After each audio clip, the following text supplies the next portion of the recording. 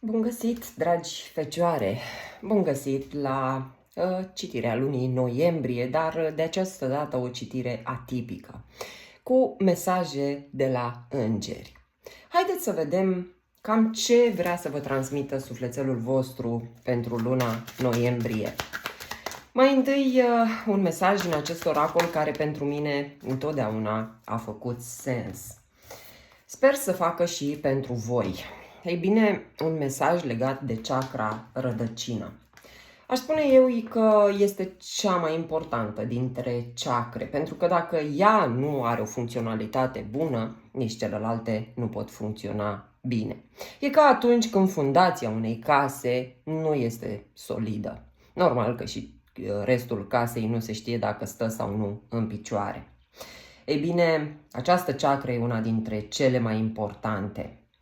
A venit timpul să te concentrezi asupra acestei chakre, să te gândești foarte bine vis-a-vis de rădăcina ta sau rădăcinile tale.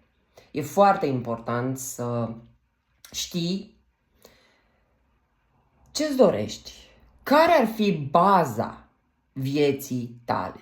Poate mulți dintre voi nu v-ați gândit la acest lucru. Iată un mesaj foarte important de la spiritul tău, un mesaj de analizat, aș spune eu, pentru luna noiembrie. Care-i baza vieții tale? Cărui loc aparții? Ce oameni ai în jurul tău? Poate ar trebui să reconstruiești această fundație a vieții tale. Mesajul îngerilor pentru tine în luna noiembrie este un mesaj destul de interesant și îți spune să fii gata oricând de acțiune, să nu-l iei pe nu drept răspuns, pentru că pot apărea soluții miraculoase la problemele tale. Știu că poate dacă acum ești într-o situație neplăcută, îți e greu să crezi că pot apărea miracole. Dar ele întotdeauna sunt în viața noastră. Și dacă dai timpul înapoi, ai să-ți dai seama că întotdeauna au apărut soluții miraculoase la problemele tale. Ei bine, Arhanghelul Gabriel îți spune că luna noiembrie va fi o lună în care vei primi apreciere, recunoaștere pentru realizările tale de până acum. Este o lună cu succese, o lună cu realizări pentru tine. Poate cu o promovare neașteptată, poate cu complimente de la o persoană la care nu te aștepți în acest moment. Următorul oracol vine de la Arhanghelul sau mesaj vine de la Arhanghelul Jofiel, care ne vorbește de creativitate. Vei fi mai creativ, mai inspirat. Este lângă tine să te ajute să realizezi acele dorințe pe care tu le ai. Vei fi inspirat, inspirată, vei fi ajutat să manifesti tot ceea ce îți dorești. Așa că nu ezita să-l invoci pe Arhanghelul Jofiel, să îți dea soluții, să te ajute să fii mai creativ sau creativă. Este o lună, aș spune eu, în care realizările te vor face să strălucești, să ai mai multă încredere. Arhanghelul Uriel e și el alături de tine în această lună și te ajută să scoți la suprafață tot ceea ce e mai bun în tine. Dragii mei, este o lună în care aspirațiile tale vor crește. Reușitele din această perioadă te vor ajuta să-ți dorești mai mult, pentru că vei vedea că se poate. Vei pregăti în amănunt ziua de mâine, cu mai mult decât poate îți dorești azi. Și sper că m-am făcut înțeleasă. Realizările tale din această lună te vor ajuta să-ți dorești un viitor mai bun. Avem două mesaje suplimentare pentru voi. 6 de cupe și renaștere sau judecata. Te împaci cu cineva. Reînnoiești un trecut. Ierți pe cineva din viața ta. Te reîntorci la o iubire veche, la copilăria ta, la amintirile tale. Revizitezi niște planuri vechi. Poate chiar reiei niște planuri pe care le abandonasei. Se întorc oameni din trecutul tău. Este o mai mare claritate pe care tu o ai.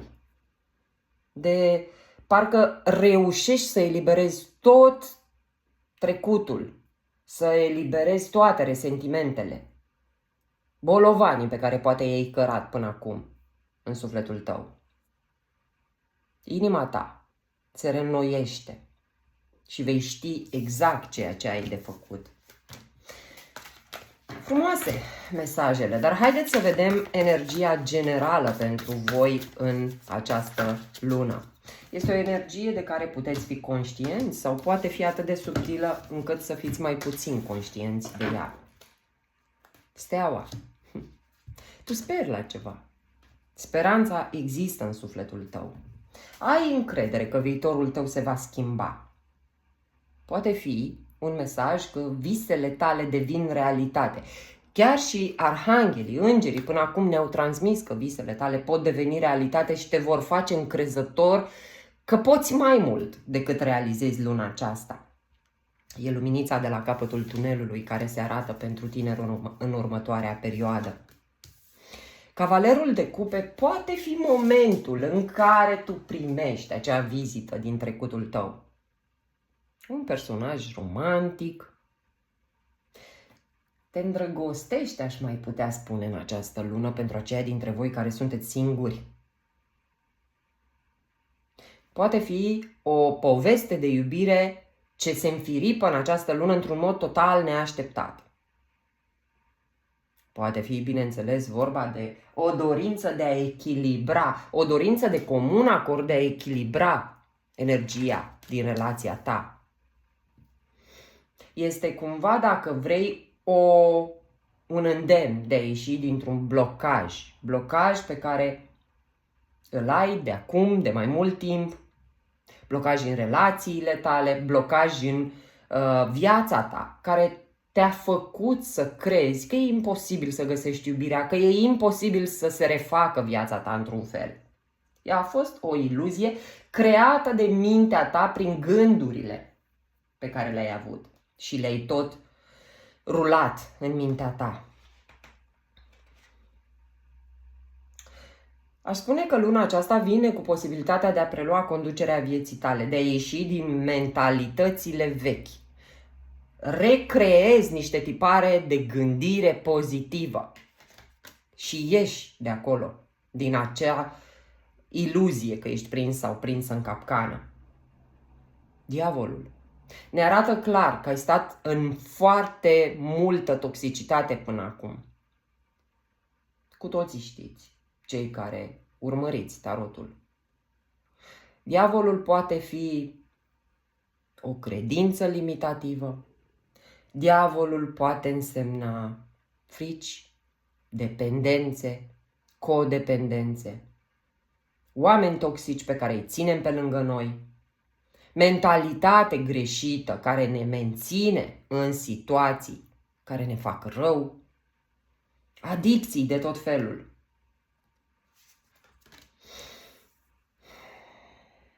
Luna noiembrie vine cu posibilitatea de a ieși din această capcană, din această situație. Vei face o alegere de a te elibera de oameni toxici, de situații toxice, de gânduri toxice, de credințele limitative care te-au menținut acolo unde nu ți-ai dorit. Dragilor, ați fost într-o situație care sunt sigură că a adus suferință, a creat tot acest blocaj din care vi se părea imposibil de ieșit. Dar această lună te ajută. Energia din această lună îți dă un boost de încredere să ieși de acolo. Vei avea multe revelații. Te vei ruga poate mai mult decât ai făcut-o în alte dăți, în alte luni. Vei resimți o nevoie de a te odihni. E ca și când până acum ai stat așa în niște situații dăunătoare și în sfârșit te eliberezi și vei avea nevoia să te odihnești. Poate chiar pleci într-o vacanță, poate îți iei un moment tu cu tine. Vei dormi mai mult în această lună, pentru că efectiv te simți epuizat mental. Ai curajul de a refuza ceea ce nu-ți place. Cred că pentru prima dată vei refuza ceea ce nu îți mai dorești să fie în viața ta. Este, dacă vrei, o modalitate prin care îți sunt recunoscute drepturile. Băi, dacă nu vii la mine cu ceea ce îmi doresc, în varianta pe care mi-o doresc, nu mulțumesc. Prefer să ratez această ocazie. Așa te aud spunând. Chiar dacă vei rămâne cu un gust amar, că ai refuzat poate persoana de care ai fost dependent până acum, chiar dacă rămâi cu un gust amar poate că lucrurile nu se întâmplă așa cum tu ți-ai fi dorit chiar din această lună, e important că vei recăpăta încredere în tine, pentru că știi ce vrei de această dată, pui bazele dorințelor tale și știi că de aici pornește totul. Și ești încrezător, încrezătoare că totul se va realiza exact așa cum tu îți dorești. Sfatul pentru voi e să ieșiți din zona de confort. Zona de confort nu înseamnă că ne simțim bine. Zona de confort e ceva cu ce ne-am obișnuit. Poate fi o persoană toxică, poate fi blocajele mentale, pot fi blocajele mentale pe care tu le-ai manifestat până acum în viața ta. Ieși de acolo, se poate. Începe să schimbi primele gânduri și vei vedea miracole. Și nu în ultimul rând, să-ți asculți intuiția, pentru că ea îți va aduce multe revelații salvatoare din situația ta. E ca atunci când cineva vine și îți dă vălul jos de pe ochi și vei vedea mult mai clar situația ta. Poate tocmai din cauza dependenței tale ai stat în acea situație crezând că asta e. Lasă mamă, cu rău, rău cu rău, dar mai rău fără rău. Tot felul de situații din astea cu care ne-au învățat, să spunem, părinții, bătrânii noștri, din care e nevoie să ieșim. Și să ne vedem valoarea, să știm ce merităm și ce nu. Pentru prima dată cred că vei avea curajul să refuzi ceea ce tu consideri că nu meriți. Doamne ajută, pentru că e un prim pas pentru salvarea sufletului tău. Dragii mei, sper că v-a plăcut etalarea, vă mulțumesc pentru atenție și nu uitați că aștept cu mare drag în comentarii mesajul vostru. Vă pup, o lună minunată!